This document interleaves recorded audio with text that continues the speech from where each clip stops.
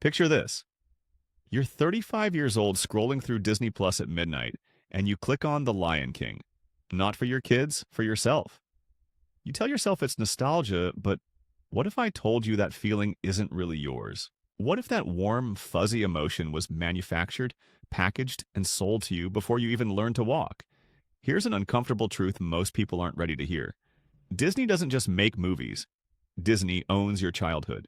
And through that ownership, they control a significant portion of your adult emotional landscape, your spending habits, and even your worldview. Think I'm being dramatic? Let's look at the numbers. Disney's global revenue hit over $82 billion in 2022. But here's the kicker. That's not just from new content. A massive chunk comes from adults buying Mickey Mouse ears, visiting theme parks without children, and subscribing to streaming services to watch movies they've seen hundreds of times. We're talking about grown humans spending their hard-earned money to relive experiences that were carefully designed to create psychological dependency. This isn't about entertainment anymore. This is about control. And the most brilliant part? The victims defend their captors with religious fervor. Ever notice how people react when you criticize Disney? It's not normal disagreement. It's visceral, emotional, almost violent defense. Adults will literally argue that a multi-billion-dollar corporation understands them or makes them feel safe. That's not fandom, that's conditioning. Disney has created what I call a psychological plantation, a system where your most fundamental emotional responses, your concept of love, family, success, and even morality, were shaped by corporate interests before you had the cognitive ability to resist. Unlike physical plantations, you can't simply walk away from this one because it exists inside your head. Let's get specific about how this works. Every single Disney property follows the same emotional blueprint. Create trauma, offer false security, then exploit the vulnerability. Take any Disney classic. Bambi's mother gets eliminated by hunters. Simba watches his father fall to his demise. Nemo loses his mother and siblings before the movie even starts. This isn't coincidence. This is strategy. Disney figured out something psychologists have known for decades. The most powerful way to create emotional attachment is through shared trauma and rescue. They traumatize children in a controlled environment, then position themselves as the source of comfort and resolution. It's the same technique used by cults, abusive relationships, and authoritarian regimes. But here's where it gets really disturbing. Disney doesn't just want to entertain your children, they want to program them. Every song, every character design, every plot point is meticulously crafted to install specific beliefs about how the world works, what you should value, and most importantly, who you should trust to make sense of complex emotions. The Disney magic people talk about? That's not magic. That's manufactured dependency. They've created a generation of adults who literally cannot process certain emotions without referencing Disney properties.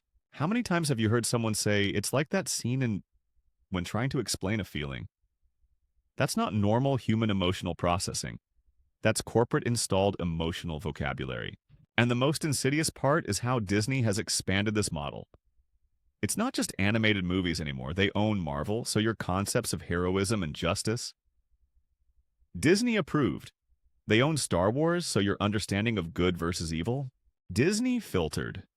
They're systematically acquiring every major storytelling franchise that shapes cultural values. Disney adults aren't just fans, they're products. Products of the most sophisticated psychological manipulation campaign in human history. And unlike traditional advertising, which tries to sell you something, Disney's approach is far more invasive. They're not selling you products. They're selling you your own emotional responses back to you. Think about Disney parks for a moment. Adults spend thousands of dollars to stand in lines for hours, wear mouse ears, and take pictures with minimum wage workers in costumes. Then they post about it on social media like they've achieved something meaningful. That's not recreation. That's pilgrimage to a corporate shrine. The really twisted part? Disney has convinced people that criticizing this system means you're against joy, imagination, or childhood wonder. That's classic manipulation. Position any resistance as an attack on positive values. It's the same technique abusers use. If you really loved me, you'd trust me. But here's what Disney doesn't want you to realize. Actual childhood wonder doesn't need corporate packaging. Real imagination doesn't require trademark protection. Authentic emotional growth doesn't come with merchandise opportunities. The mousetrap is already sprung. The question is, are you ready to acknowledge you're caught in it? Because once you see the plantation for what it is, everything changes. Every Disney song hits differently when you realize it was designed to trigger specific emotional responses. Every magical moment feels different when you understand it was engineered by teams of psychologists and marketers. Every warm feeling of nostalgia becomes suspect when you realize it might not actually be yours. We're about to dive deep into exactly how this system works, how it evolved, and most importantly, how to recognize its influence in your own life. But first, you need to accept a fundamental truth. If Disney owns your childhood memories, they own a piece of your soul, and they're charging rent. Now that we've established Disney's psychological plantation exists, let's dissect exactly how they built it. Because this isn't random. This isn't creative inspiration striking at convenient moments. This is a formula, a blueprint, a systematic approach to emotional manipulation that's been refined over nearly a century. The foundation of Disney's control mechanism rests on one core pattern that appears in virtually every single property: the orphan protagonist. Go ahead, try to name a Disney main character who has both parents alive and present throughout the story. I'll wait. Ariel? Father issues, mother nowhere to be found. Belle? Single dad, mother mysteriously absent. Aladdin? Street orphan? Tarzan? Parents eliminated by leopard, raised by gorillas. Elsa and Anna? Parents perish in a shipwreck. Monica? Father present but emotionally distant, mother absent. The list goes on and on. This isn't coincidence. This is the deliberate creation of emotional vulnerability. Children watching these stories unconsciously absorb the message that parental abandonment is normal, expected, and potentially even beneficial for personal growth. Disney has systematically normalized childhood trauma as a prerequisite for becoming a hero. But here's the truly insidious part. After creating this artificial trauma, Disney positions itself as the replacement parent. The movies become the source of comfort, guidance, and emotional education that the missing parents should have provided. They break the child's sense of security, then sell themselves as the solution. Look at how this plays out psychologically. A 4-year-old watching Bambi experiences genuine distress when Bambi's mother gets taken by hunters. That's real trauma, even if it's fictional. But instead of processing this fear with actual parents, the child learns to find comfort in the Disney brand itself. The same company that created the trauma becomes the source of healing. This creates what psychologists call trauma bonding, an incredibly powerful emotional attachment that forms between victim and rescuer. It's the same mechanism that creates Stockholm Syndrome, and Disney has weaponized it for commercial purposes. The orphan pattern serves another crucial function. It eliminates competing authority figures. When Disney characters don't have parents, there's no one to question the lessons being taught. No alternative perspective. No voice of reason saying, maybe trusting a mysterious sea witch isn't the best idea, Ariel. This brings us to Disney's treatment of adult authority figures in general. When parents do appear in Disney movies, they're either absent, overprotective to the point of harm, or fundamentally misguided. Think about it. King Triton forbids Ariel from exploring, which drives her to make a deal with Ursula. Maurice is portrayed as an eccentric inventor who can't protect Belle. Even Mufasa, supposedly the wise king, fails to prevent his own demise. The message is clear. Adults don't understand you. Adults will try to limit your dreams. Adults are either absent, incompetent, or actively harmful. But Disney? Disney gets it. Disney understands your real desires. Now let's examine the false promise that Disney sells after establishing this foundation. The happily ever after myth. This isn't just about romantic relationships. It's about the fundamental lie that life's problems have permanent, magical solutions. Every Disney story follows the same arc. Suffer through trauma, make sacrificial choices, and receive a perfect resolution where all problems disappear forever. The prince shows up, the kingdom is saved, the villain is defeated, and everything becomes wonderful permanently. This sets up impossible expectations for real life. Children absorb the belief that their own suffering should lead to magical transformations. When reality doesn't deliver fairy tale endings, where do they turn for comfort? Back to Disney, of course.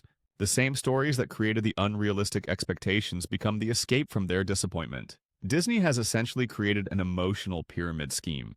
They manufacture the problem, provide temporary relief, then profit from the cycle of disappointment and return to their content.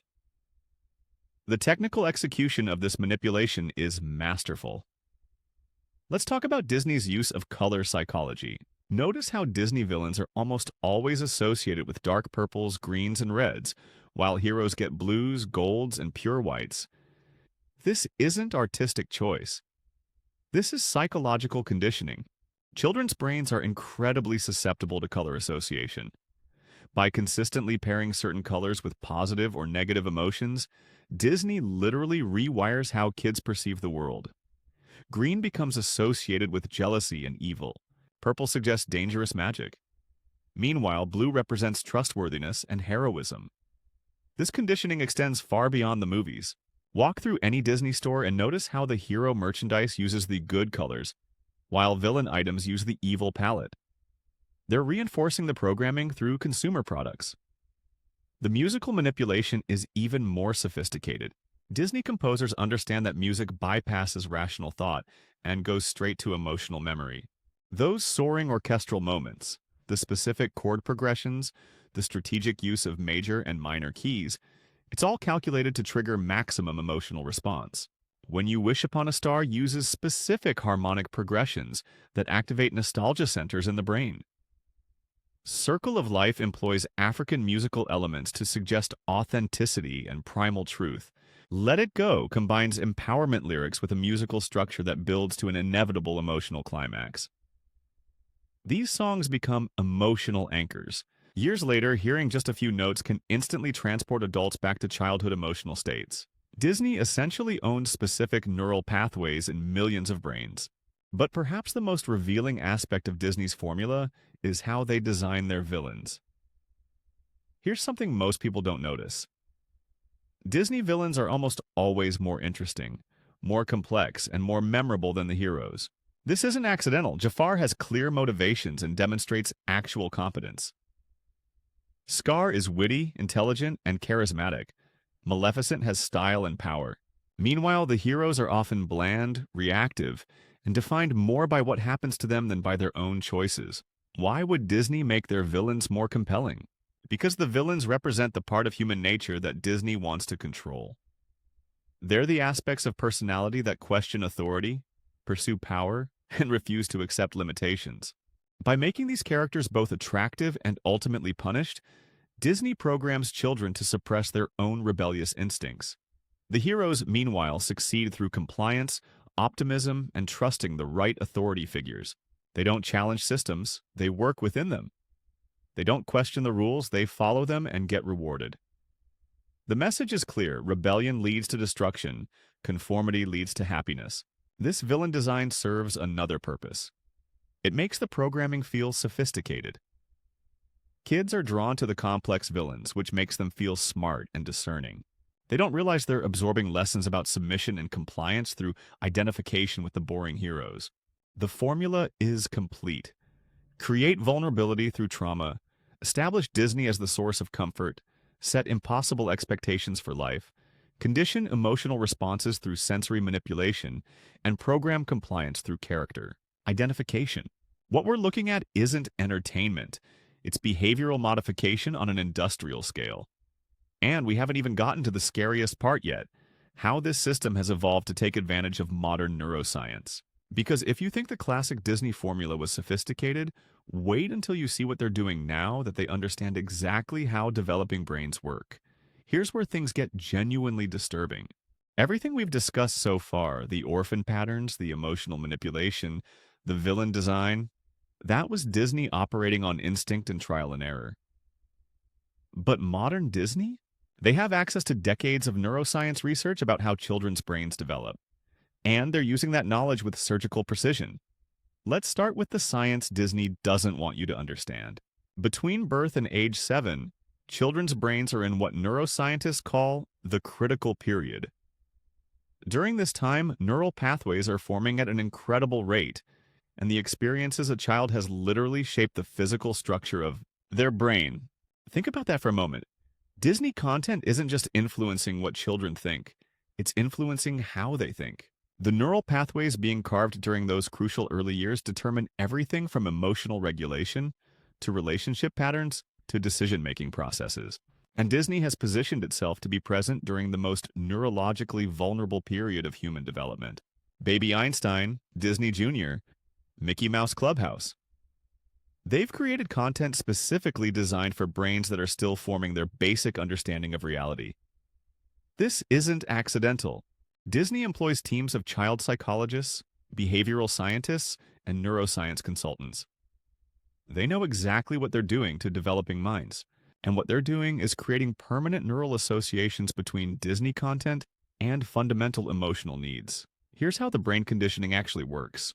When a young child experiences strong emotions while consuming Disney content, their brain creates what neuroscientists call state-dependent memories. These aren't just regular memories. These are emotional patterns that become hardwired into the nervous system. Every time a child feels comfort, excitement, or security while watching Disney content, their brain creates stronger neural pathways linking Disney stimuli to positive emotional states. After enough repetition, these pathways become so strong that Disney imagery, music, or themes can instantly trigger those emotional responses, even decades later. This is why grown adults tear up hearing "When You Wish Upon a Star." It's not nostalgia. It's a conditioned neurological response that was installed during the critical period of brain development. The addiction model becomes crystal clear when you understand the neuroscience. Disney content triggers dopamine release in children's brains. Dopamine is the neurotransmitter associated with pleasure, reward, and motivation. But here's the crucial part. Repeated dopamine triggers from the same source create tolerance and dependency. Children who consume significant amounts of Disney content literally become neurochemically dependent on Disney stimuli for dopamine regulation. Their brains adapt to expect Disney-level stimulation for emotional satisfaction. This is why so many adults find regular entertainment unsatisfying compared to Disney properties. The company has essentially created millions of people whose brains are chemically programmed to prefer Disney content over alternatives. That's not preference. That's addiction. Now let's examine the specific conditioning Disney implements around gender roles and relationship expectations. This is where the psychological plantation becomes most obvious and most damaging. Disney princess culture represents one of the most successful behavior modification programs in modern history. Young girls are systematically conditioned to associate their self-worth with physical beauty, romantic validation, and rescue by male figures. But the conditioning goes deeper than surface-level princess worship. Disney programs specific relationship patterns into developing brains. The Disney princess syndrome isn't just about wanting to be rescued. It's about learning to equate love with sacrifice, drama, and transformation of the self to please others. Look at the pattern. Belle loves the Beast despite his violence and transforms him through her patience. Ariel gives up her voice and her family for a man she barely knows.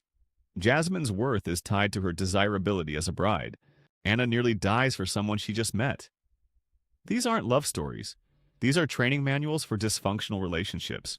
Disney is programming young girls to accept emotional manipulation, to sacrifice their identity for romantic approval, and to view dramatic, unstable relationships as passionate and desirable. The male conditioning is equally damaging but often overlooked. Disney princes are either completely passive, Sleeping Beauty, Snow White, or required to prove their worth through violence and conquest. Boys learn that masculinity means either complete emotional unavailability or aggressive dominance. Modern Disney attempts to address these issues, but the core programming remains. Even progressive Disney properties like Frozen still reinforce the idea that female emotional expression is dangerous and needs to be controlled. Elsa's powers are literally a metaphor for emotions that must be suppressed or they'll hurt others. The psychological impact extends far beyond romantic relationships. Disney programs children to believe that their problems can be solved by external forces. Fairy godmothers, genies, magical transformations. This creates what psychologists call external locus of control, where individuals believe their fate is determined by outside forces rather than their own actions. This conditioning makes people more susceptible to consumer manipulation throughout their lives. If you're programmed to believe that external forces solve problems, you're more likely to seek solutions through purchasing products, services, or experiences. Disney has literally created brains that are optimized for consumption. The repetition factor amplifies all of this conditioning. Unlike other forms of media, Disney content is designed for multiple viewings. Children watch the same Disney movies dozens or hundreds of times during the critical development period. Each viewing strengthens the neural pathways and deepens the psychological programming. It's essentially hypnosis through repetition. The same messages, the same emotional triggers, the same behavioral models repeated until they become indistinguishable from the child's own thoughts and preferences. Modern neuroscience shows us that this kind of repeated exposure during brain development doesn't just influence behavior, it alters brain structure. MRI studies reveal that people who consumed heavy amounts of Disney content during childhood showed different neural activation patterns when processing emotional stimuli compared to those who didn't. Disney has literally created a generation of people whose brains are physically different from those who weren't exposed to their conditioning. The psychological plantation isn't just metaphorical, it's neurological. The most disturbing aspect is how this programming becomes self-reinforcing. Adults whose brains were shaped by Disney conditioning naturally gravitate toward Disney content for their own children, believing they're sharing something wholesome and meaningful. They don't realize they're perpetuating a cycle of psychological manipulation. And Disney knows this. Their entire business model depends on programmed adults passing the conditioning to the next generation. It's a multi-generational behavior modification scheme disguised as family entertainment. The evidence is everywhere if you know what to look for. Disney adults displaying addictive behaviors around Disney content. Grown women who can't form healthy relationships because they're still operating from princess programming. Men who struggle with emotional expression because they learned masculinity from Disney princes. But perhaps most tellingly, notice how people react when you point out these patterns. The defensive responses, the emotional volatility, the inability to engage with criticism rationally. These are all signs of psychological conditioning being challenged. When someone's identity is built on programming they received as a child, questioning that programming feels like an attack on their fundamental sense of self. Disney hasn't just captured market share, they've captured minds. And now that we understand the individual conditioning process, we need to look at how Disney scaled this psychological manipulation into total cultural domination. Because the mouse has grown far beyond entertainment. If you thought Disney's psychological manipulation was sophisticated in the past, you haven't seen anything yet. What we've been discussing, the childhood conditioning, the neural programming, the emotional dependency, that was just the foundation. The real masterpiece is what Disney has built on top of that foundation. A comprehensive system of cultural control that extends far beyond entertainment into every aspect of modern life. Disney realized something crucial about their psychological plantation. Why settle for owning childhood when you can own entire cultural narratives? Why limit yourself to princess movies when you can control how society defines heroism, justice, morality, and even reality itself? Enter the acquisition strategy. This isn't Disney buying other companies. This is Disney systematically purchasing the storytelling infrastructure of human civilization.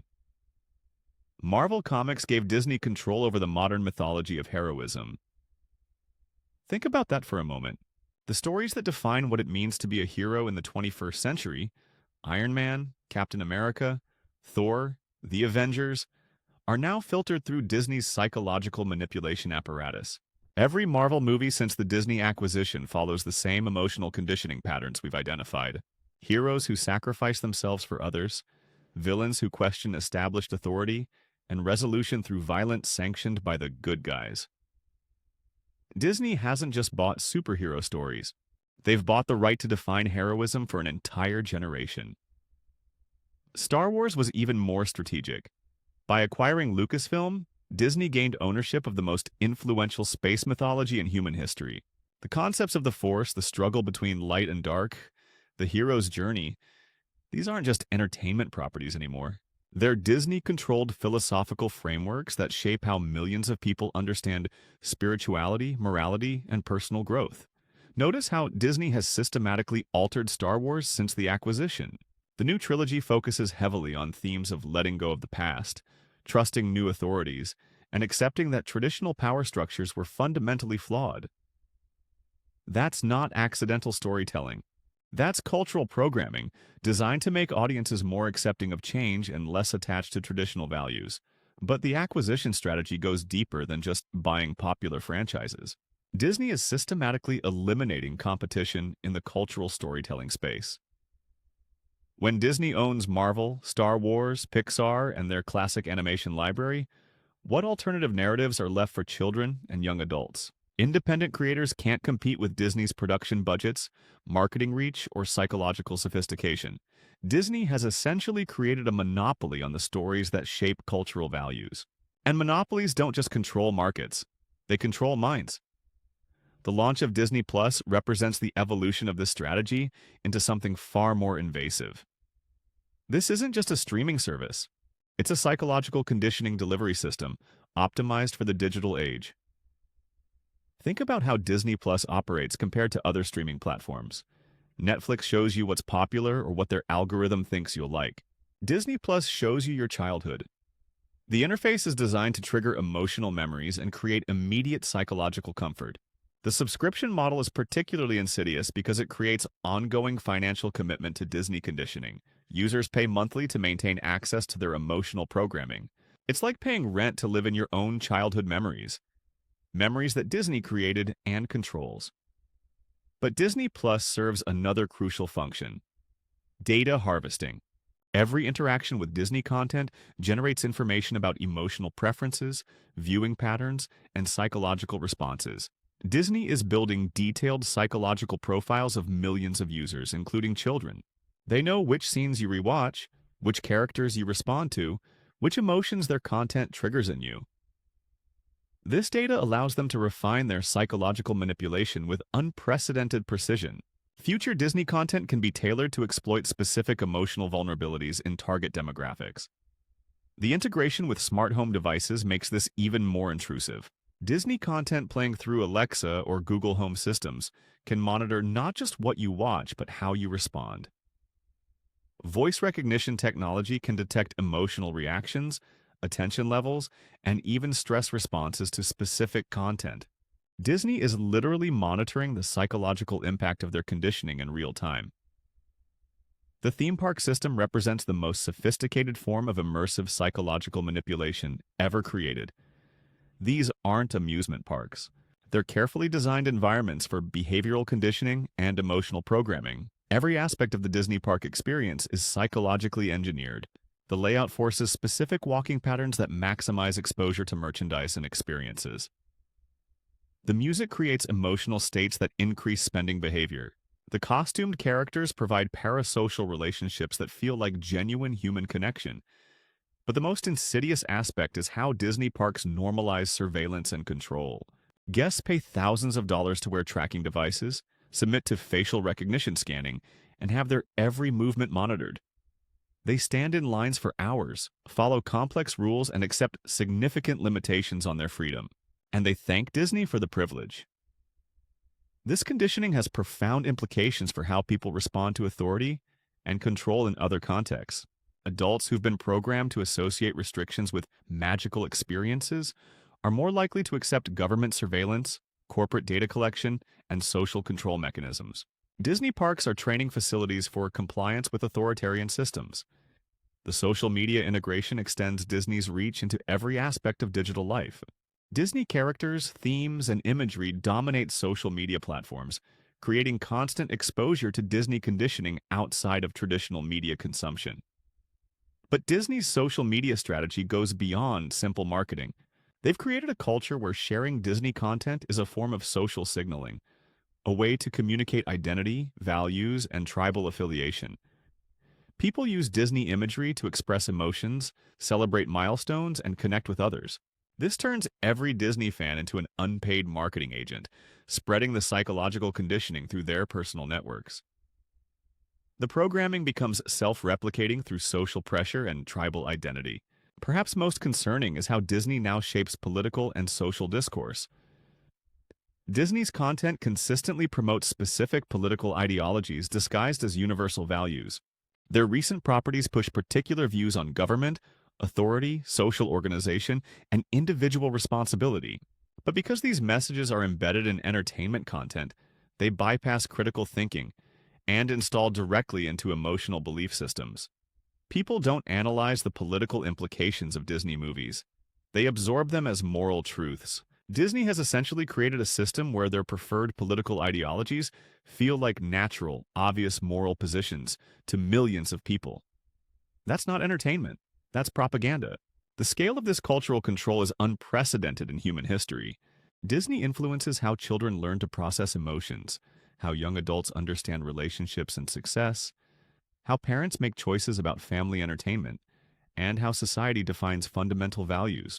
They've built a machine that converts human attention and emotional vulnerability into profit, while simultaneously programming the cultural beliefs and behaviors of entire populations. And the most brilliant part? People defend this system passionately. They argue that Disney brings joy, creates magic, and preserves childhood wonder. They can't see that their emotional attachment to Disney was manufactured by Disney itself. The psychological plantation has evolved into something far more sophisticated than we initially imagined. It's not just about individual conditioning anymore.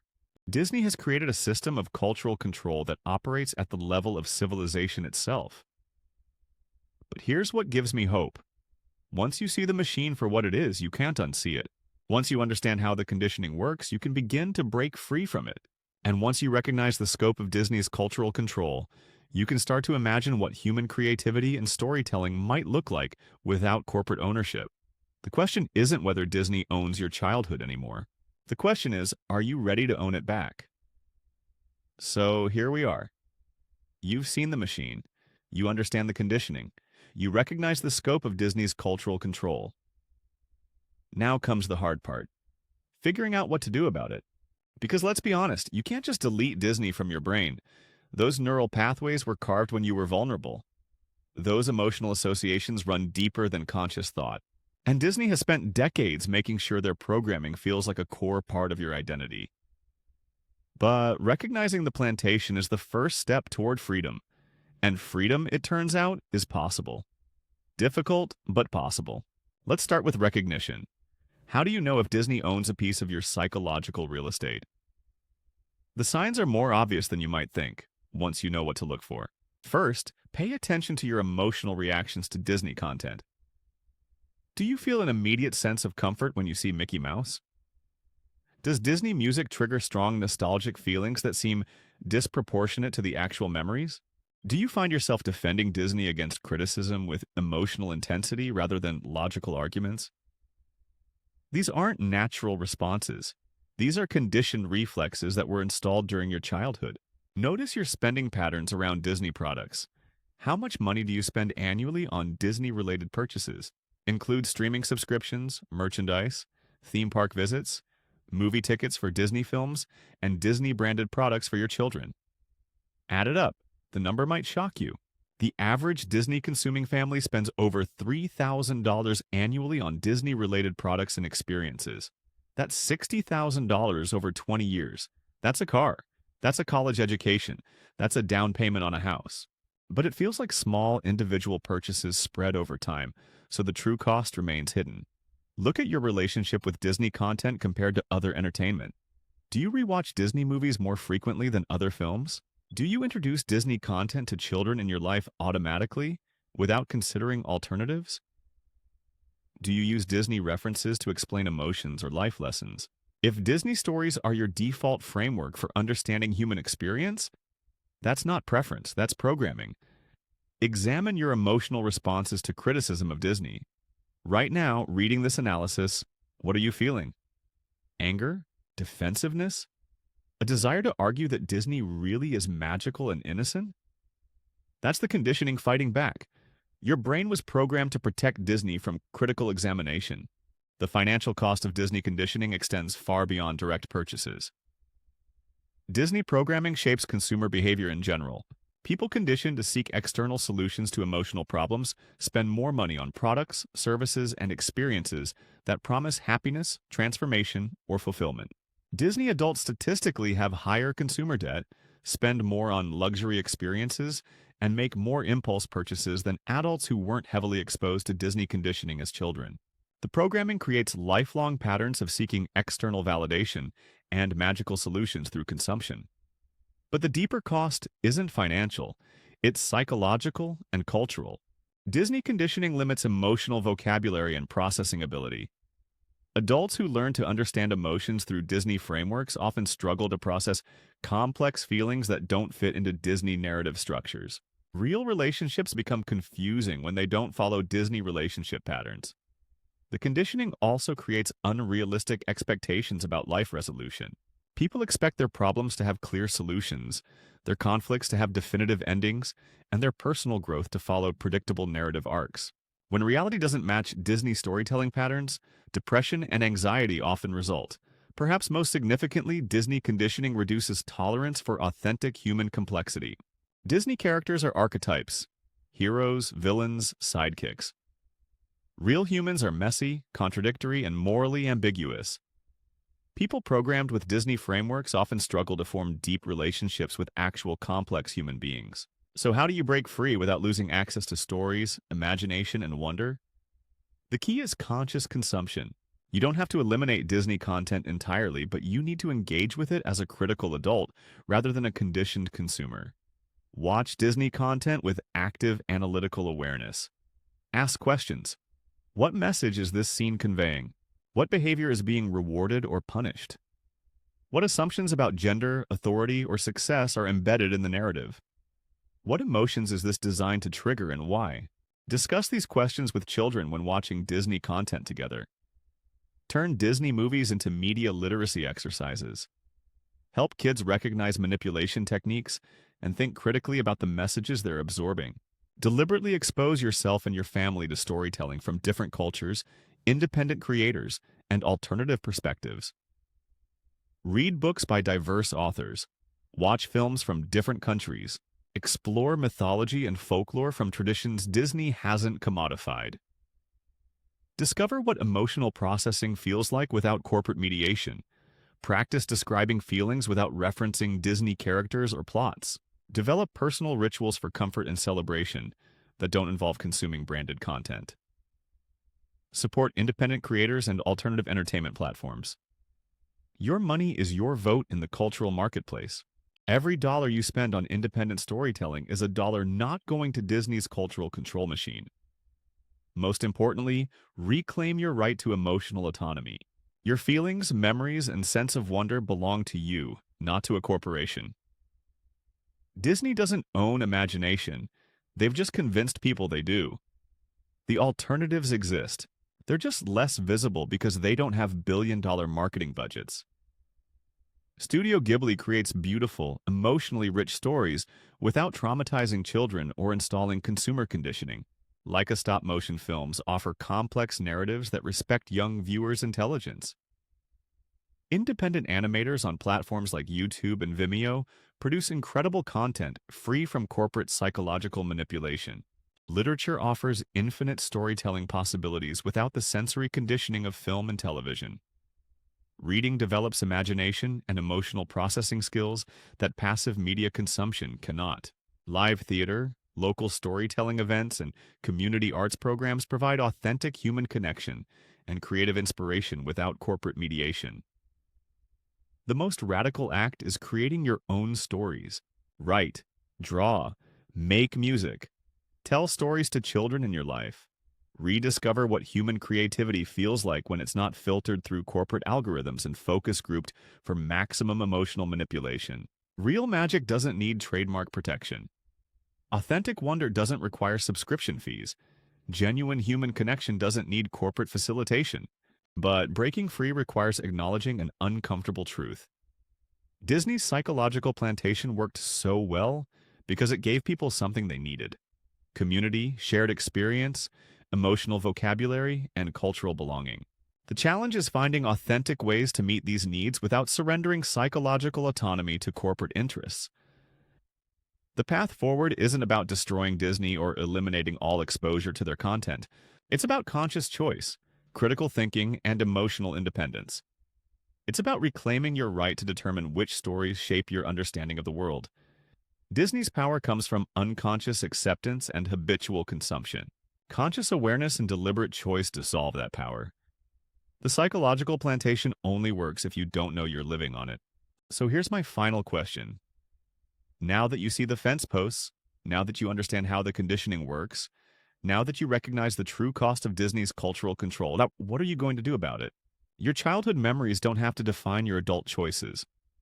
Your emotional programming can be examined and modified. Your cultural values can be consciously chosen rather than corporately installed. The mouse might have built the trap, but you hold the key. The only question left is whether you're brave enough to use it. Because real freedom, psychological, emotional, and cultural freedom, requires giving up the comfortable illusion that someone else knows what's best for you and your family. Disney spent decades convincing you they understand your needs better than you do. Maybe it's time to find out what you actually think when Disney isn't telling you how to feel. The plantation gates are open. You always had the power to leave. You just had to click your heels 3 times and remember, there's no place like home. And home isn't a theme park in Florida. It's wherever you decide to plant your authentic self, free from corporate cultivation.